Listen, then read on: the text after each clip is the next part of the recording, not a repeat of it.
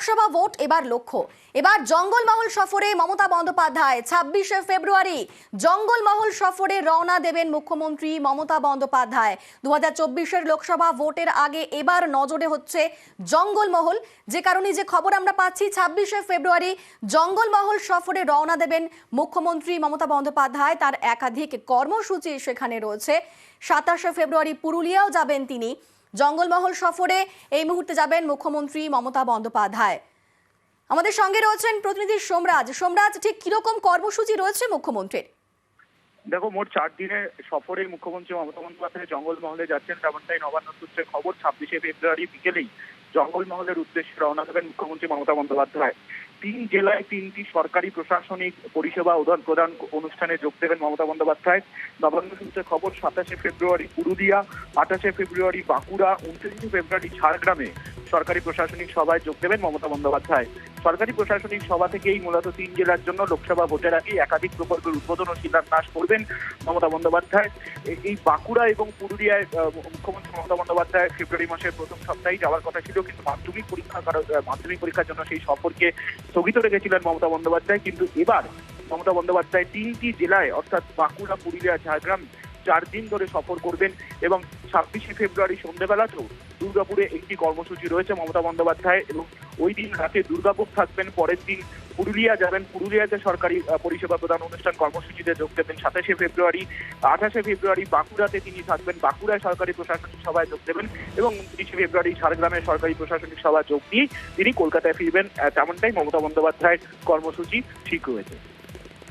বেশ, ধন্যবাদ সোমরাজ। আবারও আধার কার্ড বাতিলের চিঠি পৌঁছে গিয়েছে বাড়িতে। আধার কার্ড বাতিলের চিঠি নাকাশিপাড়ার বহু পরিবারে। দিন 15 আগে নাকাশিপাড়া ব্লকের কাঁঠালবেড়িয়া গ্রামের প্রায় 20 জনের বাড়িতে পোস্ট অফিসের মারফত আধার কার্ড বাতিলের চিঠি এসে হাজির হয়। আর স্বভাবতই সেই চিঠি পেয়ে আতঙ্কিত রয়েছেন সেখানকার মানুষজন। তারা সমস্যায় পড়েছেন। আমাদের সঙ্গে রয়েছে, তারা ঠিক কি বলছেন, কতটা সমস্যায় পড়েছেন তারা, তাদের অভিযোগ আমরা শুনবো একবার। এখন দেখছি আধার কার্ড বাতিল হয়ে গেছে। এই আধার কার্ড না থাকলে তো কিছুই হবে না। আমাদের ব্যাংকের বই এগুলো সব নষ্ট হয়ে যাবে। তাহলে আমরা কি করব? আমরা এই নিয়ে খুব চিন্তা ভাবনায় আছি যে কি হলো। আমাদের সঙ্গে রয়েছেন প্রতিনিধি সমীর। সমীর, এক্ষেত্রে কোন যুক্তি দেওয়া হচ্ছে? সেই কি 28-এর এ ধারা, কি যুক্তি দেওয়া হচ্ছে?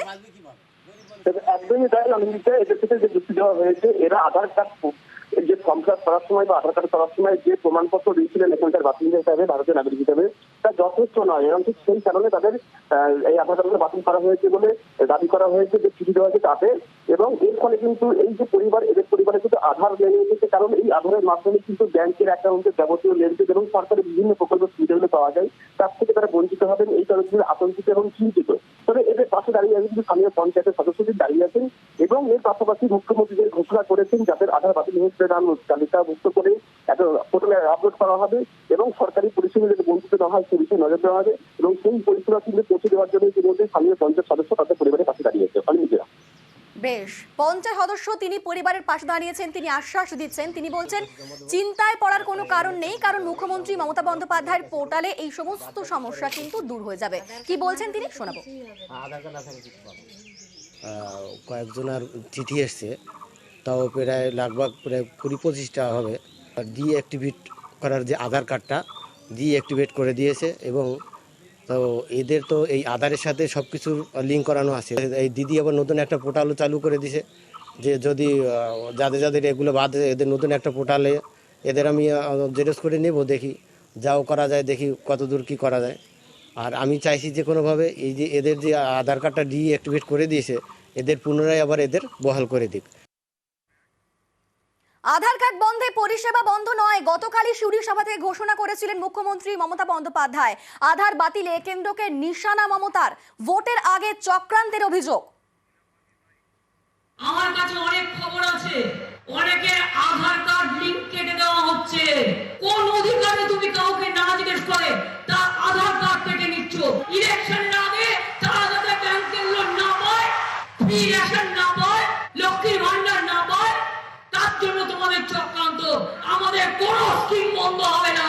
আমরা আমাদের কার্ডের মাধ্যমে আমরা স্টেট গভর্নমেন্ট চালিয়ে যাব। আর যে কাজটি দিল্লি করছে ওদের ফোঁকা মুখ ভোঁতা করে দেবো।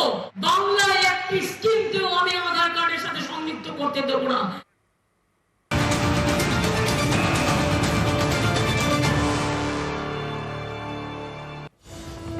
বিভিন্ন জায়গায় বাতিল করা হচ্ছে আধার কার্ড, একাধিক জায়গায় বাতিল আধার কার্ড। আর আধার কার্ড বাতিলে এবার বৈঠক করবেন মুখ্য সচিব।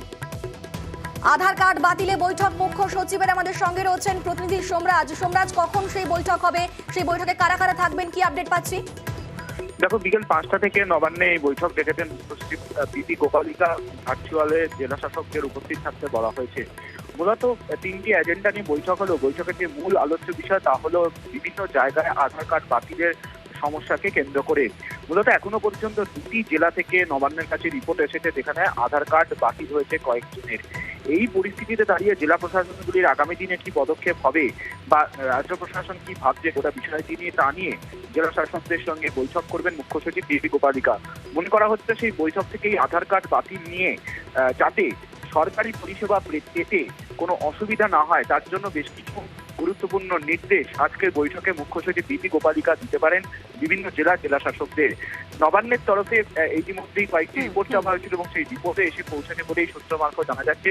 বিকেল 5টা থেকে যে বৈঠক ডেকেছেন মুখ্য সচিব, সেখানে 100 দিনের কাজের যে বকেয়া টাকা শ্রমিকদের দেওয়া হবে সেক্ষেত্রেও যাতে আধার কার্ড বাতিল ইস্যু কোনো রকম সমস্যার মধ্যে না পড়েন এই শ্রমিকরা, তা নিয়েও গুরুত্বপূর্ণ নির্দেশ দিতে পারেন মুখ্য সচিব বিকেল 5টার বৈঠকে।